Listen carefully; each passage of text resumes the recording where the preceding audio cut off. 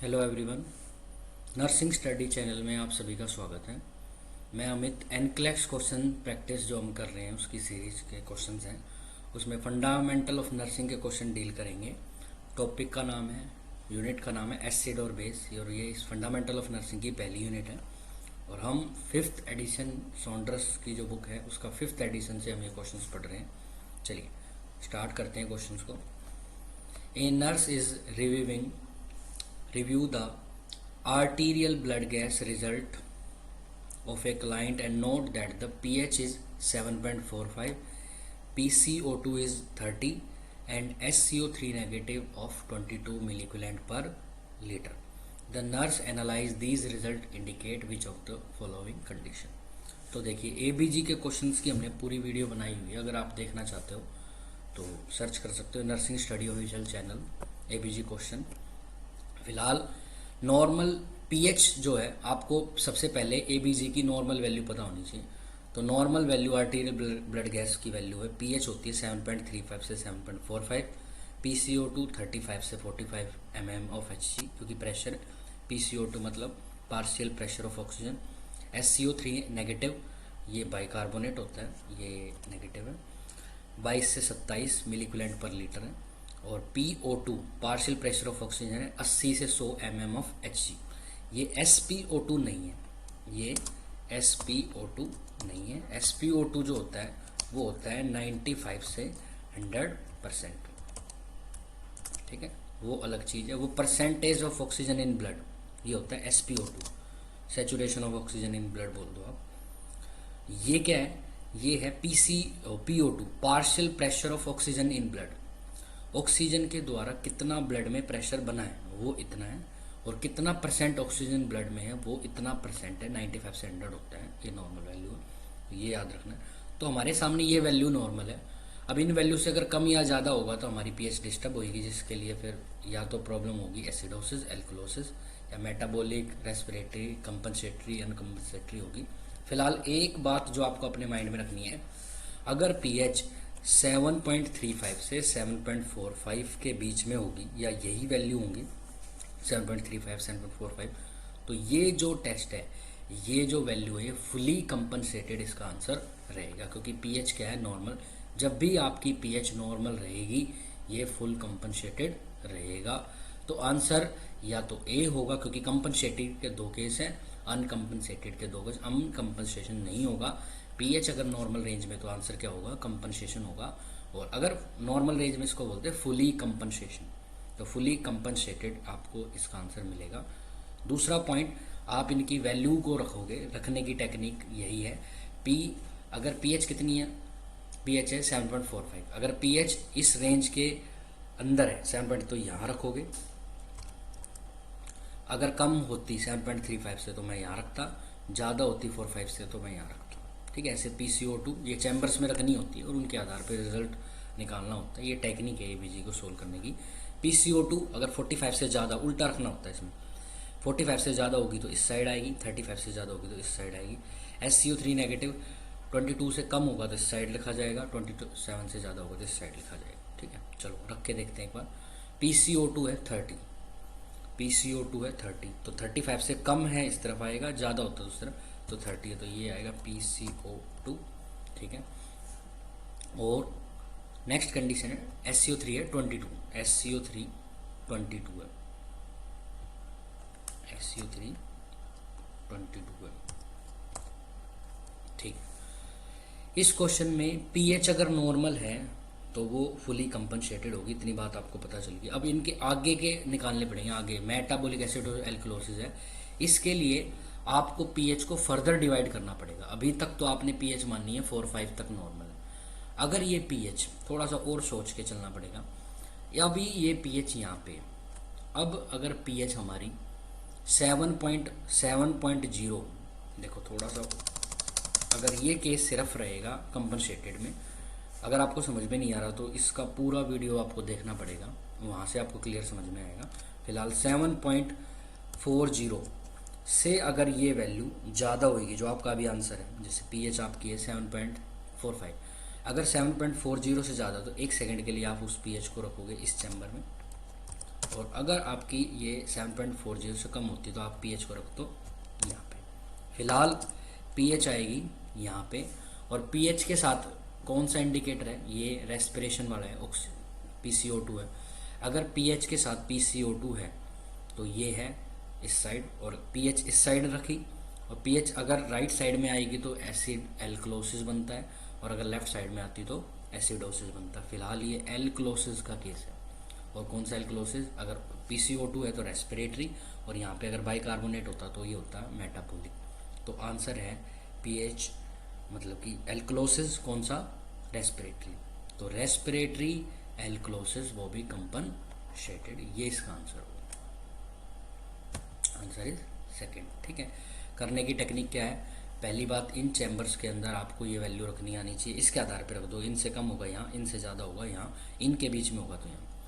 PH अगर normal होती है उसमें थोड़ा सा कन्फ्यूजन क्रिएट होता है। तो पीएच अगर नॉर्मल तो वो यहाँ आएगी नॉर्मली, और SCO3 22 यहीं आ रहा है, और PCO2 यहाँ आ रहा है। लेकिन हाइपोथेटिकली कुछ सेकंड के लिए आपको मानना पड़ेगा, या तो आप पीएच को यहाँ लाओ या यहाँ लाओ, डिफरेंस करो। अगर पीएच 4-5 से ज़्यादा है तो आप 1 सेकंड के लिए यहाँ रखो ताकि आपकी वैल्यू आए, और अगर इससे कम होती 7.40 तो आप यहाँ मान के चलते, तो फिर बाइकार्बोनेट भी थोड़ा कम होता है, और आंसर आता हमारा मेटाबॉलिक एसिडोसिस बाइकार्बोनेट के आधार पर। फिलहाल पीएच 7.40 है, 7.40 तो से ज़्यादा है, इसलिए आपने पीएच सिर्फ कुछ सेकंड के लिए यहाँ रखी। पीएच के हिसाब से आंसर आएगा एल्कलोसिस, क्योंकि पीएच बढ़ रही है, एल्कलोसिस। अगर पीएच यहाँ आती तो आंसर रहता है एसिडोसिस। अब पीएच के साथ कौन सा इंडिकेटर है, ये रेस्पिरेटरी इंडिकेटर है, ये मेटाबॉलिक इंडिकेटर। अगर PCO2 आएगा तो आंसर रेस्पिरेटरी आएगा। SCO3 आता है यहाँ पे, ये पीएच के साथ क्या उसके आधार पे होगा। अगर SCO3 आता तो इसका आंसर होता है मेटाबॉलिक एल्कलोसिस। फिलहाल ये रेस्पिरेटरी एल्कलोसिस है, तो आंसर होगा इसका बी। नेक्स्ट क्वेश्चन है, ए nurse is caring for a client with A nasogastric tube. Bar bar paper में आया, हर बार एम्स के क्वेश्चन में आता ही रहता है ये question. Nasogastric tube that is attach to the low suction pressure के साथ अटैच है, लो सक्शन मशीन प्रेशर के साथ NG ट्यूब। तो जब मशीन लंबे टाइम के लिए सक्शन मशीन से ट्यूब जो है लंबे टाइम से लिए सक्शन मशीन के साथ अटैच रहेगी, उस केस में बॉडी का सारे एसिड का लॉस होगा। तो समझो क्या लॉजिक होगा। एक्सेसिव वॉमिटिंग में, देख लो सुन लो एक बार, अपर GI की कोई सक्शनिंग में, लो सक्शन बाय NG ट्यूब, इन सभी कंडीशन में कुल मिला के आपके स्टमक के केमिकल्स का कम हुए हैं। और स्टमक के जो केमिकल्स है, गैस्ट्रिक जो सिक्रेशन, उनका नेचर कैसा होता है, एसिडिक नेचर होता है। जब आप एक्सेसिव वॉमिटिंग होगी, अपर गैस्ट्रोइंटेस्टाइनल सक्शनिंग होगी, लो सक्शन होगा, कुल मिला के इन सभी एसिड्स को बाहर निकाला जाएगा। और इस कंडीशन में आपके शरीर से किस चीज़ का लॉस होगा, एसिड का लॉस होगा। जब भी आपके शरीर में एसिड का लॉस होगा उस कंडीशन को बोलते हैं एल्कलोसिस। और सर अगर एसिड बढ़ता तो उसको क्या बोलते हैं, उसको बोलते हैं एसिडोसिस। तो एसिड बढ़ेगा तो एसिडोसिस, एसिड लॉस होगा तो एल्कलोसिस। अब ये जो एल्कलोसिस हो रहा है ये दो टाइप का हो सकता है, या तो मेटाबॉलिक या रेस्पिरेटरी। अगर एल्कलोसिस कार्बन डाइऑक्साइड के कारण होता तो उसका क्या आंसर आता, रेस्पिरेटरी। अगर उसके अलावा जो भी कारण है उसमें आंसर रहेगा मेटाबॉलिक। फिलहाल ये जो एसिड है कार्बन डाइऑक्साइड नहीं है, इसमें कार्बन डाइऑक्साइड का कोई रोल नहीं है इस प्रोसेस में, इसलिए आंसर होगा मेटाबॉलिक एल्कलोसिस। तो राइट आंसर है मेटाबॉलिक एल्कलोसिस। बार बार पेपर में आया है भाई ये क्वेश्चन अलग अलग तरीके से। कभी देखता है एक्सेसिव वॉमिटिंग के दौरान कौन सी प्रॉब्लम होगी, कभी देखता लो सक्शनिंग NG ट्यूब पे क्या होगा, कभी देखा गैस्ट्रो इंटेस्टाइनल सक्शनिंग में क्या होगा। गैस्ट्रो इंटेस्टाइनल, अपर गैस्ट्रो इंटेस्टाइनल सक्शनिंग है, लोअर नहीं भाई, इंटेस्टाइनल सक्शनिंग नहीं बोली है यहाँ बोली अपर वाली। तो मतलब ड्यूडेनम, और ड्यूडेनम से अपर पार्ट मतलब कि स्टमक मान के चलो, मेनली स्टमक की अगर सक्शनिंग होगी उस केस में एसिड जो स्टमक के अंदर वो लॉस होगा, एसिड लॉस होगा तो आप उसको बोलते हैं एल्कलोसिस। उसमें कार्बन डाइऑक्साइड का कोई रोल नहीं होता तो मेटाबॉलिक। अगर कार्बन डाइऑक्साइड का रोल है तो आंसर क्या जाता, रेस्पिरेटरी। तो right answer is B.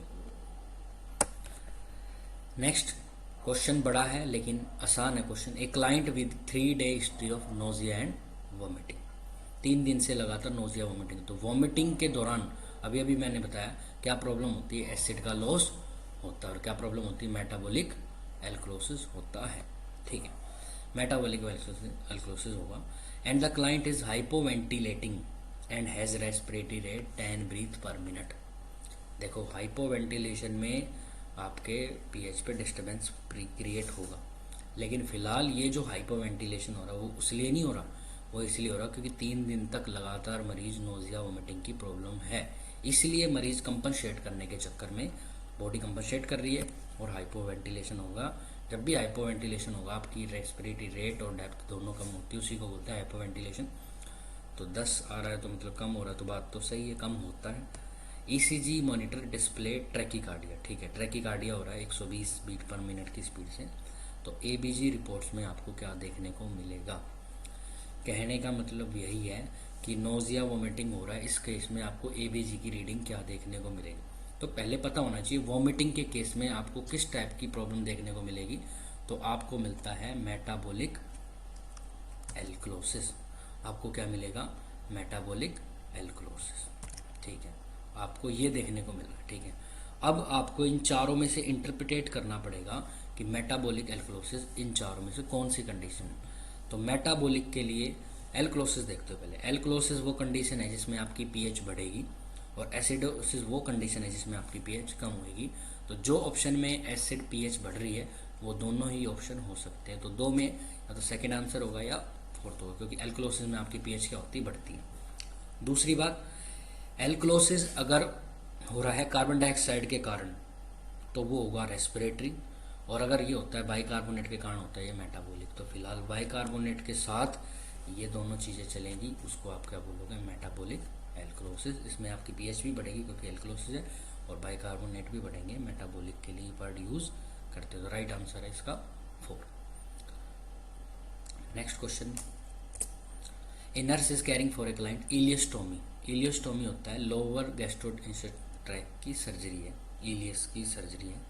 Understand that the client is most risk of acid base. कौन सी प्रॉब्लम होगी?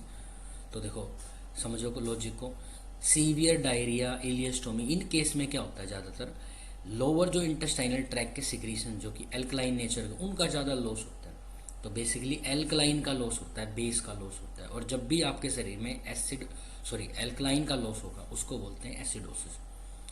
अच्छा, एल्कलाइन जब आपके शरीर में बढ़ते हैं उसको बोलते हैं एल्कलोसिस, और एल्कलाइन जब आपके शरीर में कम होगा तो एल्कलोसिस का उल्टा है एसिडोसिस। तो आंसर होगा एसिडोसिस। इसमें कोई कार्बन डाइऑक्साइड का रोल है क्या? नहीं, तो आंसर होगा मेटाबॉलिक एसिडोसिस। तो इसका राइट आंसर है मेटाबॉलिक एसिडोसिस 1। क्लियर है भाई? समझ में आ रहा है सारा? चलिए next, a nurse is caring for a client with diabetic keto acidosis. Diabetes है भाई, वो भी कीटो एसिडोसिस, मतलब उसकी भी कॉम्प्लिकेशन, कीटोन बॉडी बननी शुरू होगी, ठीक है। Document the client experience Kussmaul respiration. भाई कुस्मोल रेस्पिरेशन बहुत इंपॉर्टेंट है, कुस्मोल रेस्पिरेशन के बारे में पूछा गया है इसमें। Based on the document which of the following did the nurse observe. हाँ भाई, कुस्मोल रेस्पिरेशन में क्या देखने को मिलता है? तो कुस्मोल रेस्पिरेशन होता क्या, पहले मैं आपको बता दूं। कुस्मोल रेस्पिरेशन एक ऐसी कंडीशन है जिसमें आपकी रेस्पिरेटरी रेट और डेप्थ दोनों चीज़ इंक्रीज होती है, ठीक है। आपकी रेस्पिरेटरी रेट और डेप्थ दोनों इंक्रीज देखने को मिलेगी, उस कंडीशन को बोलते हैं कुस्मोल रेस्पिरेशन, ठीक है। ये कब मिलती है उसके बारे में पढ़ते हैं। यह भी प्रॉब्लम कौन सी है? डायबिटीज़ है। तो डायबिटीज़ के अंदर बेसिकली होता क्या है? डायबिटीज़ के अंदर, ये डायबिटीज़ भी कौन सा? मेलाइटिस है, मेलाइटिस। डायबिटीज़ मेलाइटिस जो है, इसमें आपके शरीर में इंसुलिन कम होता है। इंसुलिन का जो सेंस है वो सेल्स पे नहीं होता, और इंसुलिन का काम ही है ग्लूकोज को सेल तक पहुंचाना। जब इंसुलिन नहीं होगा तो ग्लूकोज सेल तक नहीं जाएंगी, और अगर ग्लूकोज सेल तक नहीं जाएंगी तो वो ग्लूकोज क्या होंगी? ब्लड में इकट्ठा होती जाएंगी, क्योंकि ब्लड में ग्लूकोज है अभी, बट सेल्स के पास ग्लूकोज नहीं जाएगा। सेल्स के पास अगर ग्लूकोज नहीं जाएगा तो सेल स्टार्वेशन स्टार्ट हो जाएगा, सेल भूखी मरनी स्टार्ट हो जाएगी। और लेकिन फिर बॉडी तो काम करेगी, बॉडी को लगेगा कि शरीर में इंसुलिन की कमी नहीं है, शरीर में ग्लूकोज की कमी है। तो शरीर दोबारा से, ब्रेन जो है, फैट के मेटाबॉलिज्म, ग्लूकोज से एनर्जी नहीं मिल रही तो फिर फैट से बनाना शुरू कर देता है, फैट का मेटाबॉलिज्म स्टार्ट कर देगा to maintain energy of the body, क्योंकि एनर्जी चाहिए, ग्लूकोज से नहीं मिलेगी तो फैट से लेंगे। अब जब फैट से आप एनर्जी लेते हो तो कोई दिक्कत नहीं, बट थोड़ी छोटी सी प्रॉब्लम है, एक्स्ट्रा कीटोन बॉडी फॉर्म होते हैं आपके शरीर में। फैट जब मेटाबोलाइज्ड होता है तो आपके शरीर में कीटोन बॉडी का फॉर्मेशन होता है, हम डायबिटीज़ की बात कर रहे हैं। और कीटोन बॉडी एक्स्ट्रा बनते हैं, कीटोन बॉडी एसिड नेचर के। जब आपके शरीर में कीटोन बॉडी बढ़ेगा तो बेसिकली एसिड बढ़ना, इसका मतलब अब एसिड जब आपके शरीर में बढ़ता है उस कंडीशन को बोलते हैं एसिडोसिस। और नो रेस्पिरेटरी सिस्टम का कोई रोल नहीं है, that is why answer is metabolic. तो ये क्या है, मेटाबॉलिक एसिडोसिस। तो ये क्वेश्चन भी एग्जाम में 2020 एम्स में आया था। डायबिटीज मेलाइटिस के अंदर किस टाइप की रेस्पिरेटरी मतलब एसिड बेस प्रॉब्लम मिलेगी, तो due to this process metabolic acidosis होता है। और एसिडोसिस किसके कारण हुआ, कीटोन, तो इसको कीटो एसिडोसिस भी बोलते हैं, जो कि लिखा हुआ था कीटो एसिडोसिस। तो पूरा नाम होता है उसका डायबिटिक कीटो एसिडोसिस। अगर एसिडोसिस डायबिटिक की बीमारी में कीटोन बॉडी के कारण होगा उसको बोलेंगे डायबिटिक कीटो एसिडोसिस। अब ये जो कीटोन बॉडी, अब बॉडी के अंदर एक प्रॉब्लम हो गई कि क्या नाम है, मेटाबॉलिक एसिडोसिस। अब मेटाबॉलिक एसिडोसिस की कंडीशन या कोई भी आपके शरीर में एसिड बेस डिस्टर्ब होता है तो उसको बफर सिस्टम, जो आपके बॉडी का एक सिस्टम है, वो इसको मेंटेन करने की कोशिश करता है, क्योंकि उसका काम है आपकी ब्लड की पीएच को मेंटेन करना। एसिडोसिस हो गया तो आपकी पीएच डिस्टर्ब हो गई, कम हो गई, तो अब बफर सिस्टम क्या काम करेगा, पीएच को मेंटेन करने की कोशिश करेगा। और बफर सिस्टम के अंदर दो ऑर्गन आते हैं, लंग्स और किडनी, लंग्स और किडनी। अब लंग्स क्या काम करेंगे, लंग्स ये काम करेंगे, वो इस डिस्टर्ब सिस्टम को ठीक करने की कोशिश करेंगे। उसी के चक्कर में आपकी रेट और डेप्थ बढ़ेगी, जिसको आप स्मॉल रेस्पिरेशन बोलते हैं। एग्जामिनर ये भी क्वेश्चन दे सकता है कि डायबिटीज मेलाइटिस के अंदर कौन सा फीचर होता है, कौन सा नहीं होता। तो small respiration is a feature of diabetes mellitus, ठीक है। तो रेट और डेप्थ इंक्रीज होती है, जिसको आप क्या बोलते हैं, स्मॉल रेस्पिरेशन। फिलहाल प्रोसेस तो पूरा ये था। क्वेश्चन क्या है, स्मॉल रेस्पिरेशन क्या होता है। तो respiration that cease for several second, नहीं भाई, बट रुकना। एक और बात बता दूं, स्मॉल रेस्पिरेशन में रेट और डेप्थ इंक्रीज होगी, लेकिन एपनिया नहीं होगा। एपनिया यहाँ प्रेजेंट नहीं होता, सीजेशन ऑफ रेस्पिरेशन नहीं देखने को मिलेगा बीच बीच में। तो आंसर क्या आएगा इसका, ये सॉरी आंसर नहीं, फर्स्ट जो आंसर है वो नहीं होगा सही, क्योंकि सीज बोल रहा है, रुकने को बोल रहा है, नहीं रुकेगी, रेट और डेप्थ बढ़ती है। Respiration that are regular but abnormally slow, slow नहीं होती भाई, इंक्रीज होती है, ठीक है, ये ऑप्शन भी गलत होगा। Respiration that are labour and increase in depth and rate, ये आंसर कुछ कुछ आपकी जो रीडिंग है उसके हिसाब से मैच खा रहा है, increase depth and rate. Labour word भी यूज़ कर रहा है, लेबर मतलब होता है लेने में प्रॉब्लम, डिस्निया बोल सकते हैं आप उसको। लेबर ब्रीथिंग होती है, डिफिकल्टी इन ब्रीथिंग, ठीक है। और respiration that are abnormally deep, regular and increase in rate. देखो यहाँ बोल रहा है लेबर ब्रीथिंग है डिस्निया के साथ, और यहाँ बोला एबनॉर्मल डीप और रेगुलर ब्रीथिंग है। आंसर इन्हीं में से कन्फ्यूजन रहता है सारा बच्चों को, कभी कभी बच्चे गलत भी कर देते, कभी कभी सही भी कर देता है। इसका जो राइट आंसर है वो है डी, इसका राइट आंसर है 4, रेस्पिरेशन दैट आर एबनॉर्मल। ये तो एबनॉर्मल होता ही है, बात तो आपको पता होना चाहिए। ये डीप होती है, मतलब इंक्रीज इन डेप्थ, रेगुलर होती है एंड इंक्रीज इन रेट, ये इसका राइट आंसर होगा। लेबर ब्रीथिंग आपको देखने को नहीं मिलेगी स्मॉल रेस्पिरेशन में, मतलब डिस्निया नहीं होता स्मॉल रेस्पिरेशन में, तो राइट आंसर रहेगा डी। नेक्स्ट क्वेश्चन पे चलें। नेक्स्ट क्वेश्चन है, a client is found unresponsive has ABG arterial blood gas draw and result indicate following, pH is this, PCO2 is this and SCO3 is this. The nurse interpret result of the following condition is. हाँ भाई, क्या answer होगा, indicate which condition. तो भाई आपको उसी technique से निकालना पड़ेगा। चलो नॉर्मल वैल्यू आपको याद ही है, जो पहले थी वही है।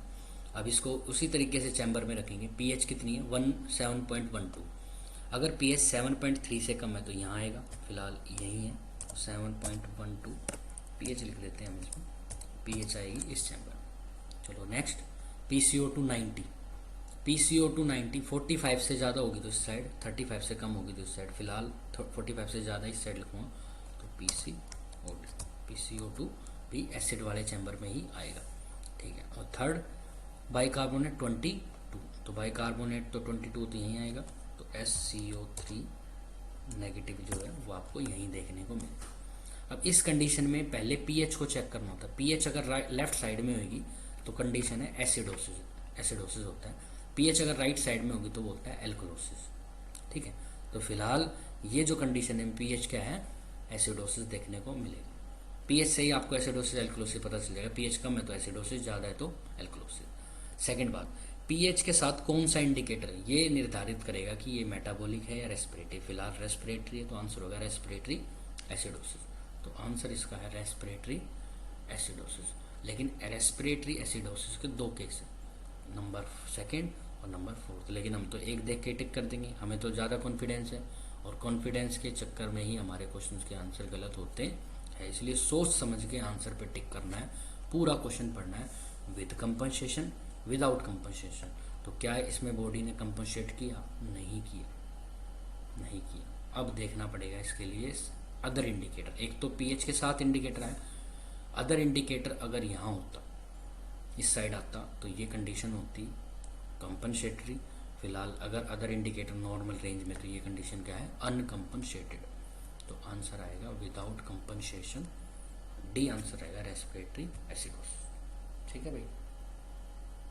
नेक्स्ट चलो, a nurse plan of A client with chronic obstructive pulmonary COPD है भाई।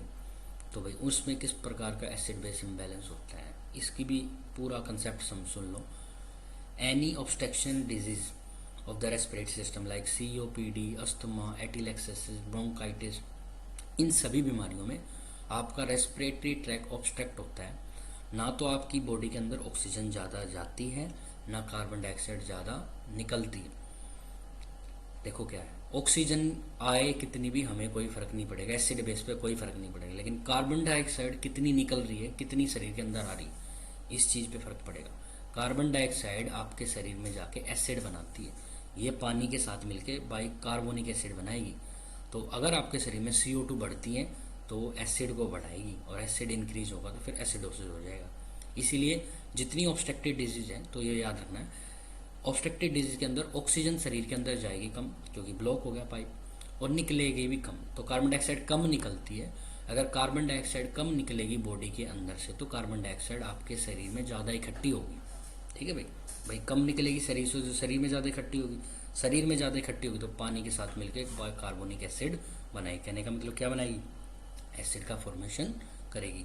और एसिड इंक्रीज होगा बॉडी में, उसको क्या बोलते हैं? एसिडोसिस। किसके कारण हुआ है? CO2 के कारण। तो प्रॉब्लम आंसर आएगा रेस्पिरेटरी एसिडोसिस। अगर CO2 का कोई रोल नहीं होता तो आंसर आता मेटाबॉलिक एसिडोसिस। फिलहाल आंसर रहेगा हमारा रेस्पिरेटरी एसिडोसिस, क्योंकि CO2 के कारण आपके शरीर में एसिड बढ़ा है। तो आंसर रहेगा respiratory acidosis, answer number 3।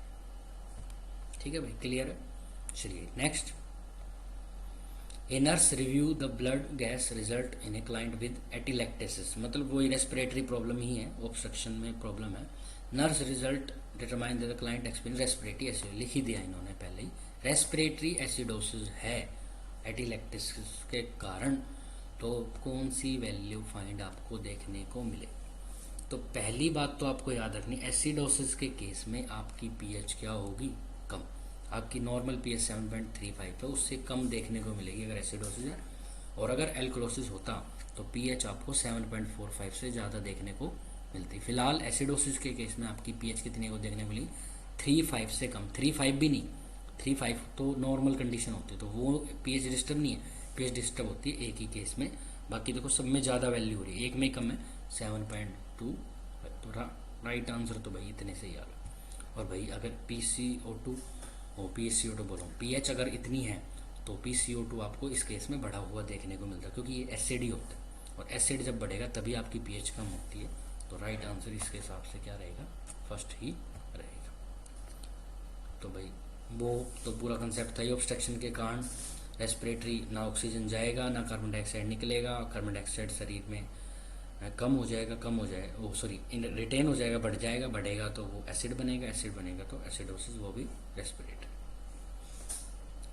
Next question, nurse is caring for a client who is mechanical ventilator, ventilator machine पे, blood gas result pH this and PCO2 this.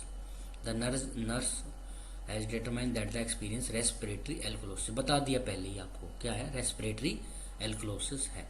Which laboratory result will notice in this condition?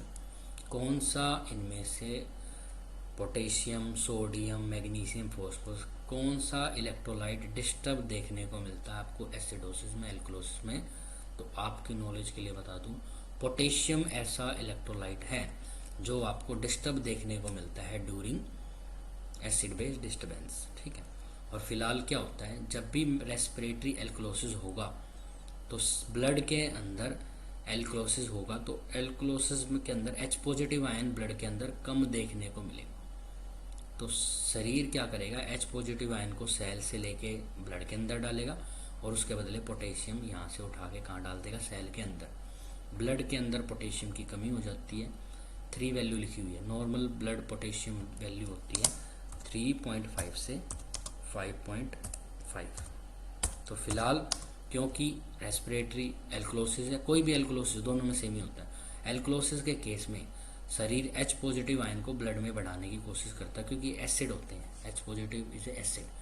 तो शरीर में जब alkalosis हो गया, जब base बढ़ गया, तो शरीर एसिड भी बढ़ाएगा, तो कंडीशन नॉर्मल होने की कोशिश की जाती है। हो जाए तो सही, नहीं तो प्रॉब्लम तो है। तो पीएच नॉर्मल करने के चक्कर में H पॉजिटिव आयन सेल में से निकल के कहाँ जाते हैं, ब्लड में, और उतने बदले में उतने ही पोटेशियम सेल्स ब्लड से वापस सेल में जाएंगे। तो यहाँ पे पीएच बैलेंस करने के चक्कर में, H पॉजिटिव आयन को बैलेंस करने के चक्कर में पोटेशियम यहाँ से कम हो जाता है और इसकी वैल्यू 3 आ रही है, मतलब कम। आंसर यही होगा। मैग्नीशियम, फॉस्फोरस, सोडियम पे ज़्यादा कोई रोल इसका नहीं है, ठीक है भाई। ये सेल है, ब्लड है, ये वेसल्स है, ठीक है।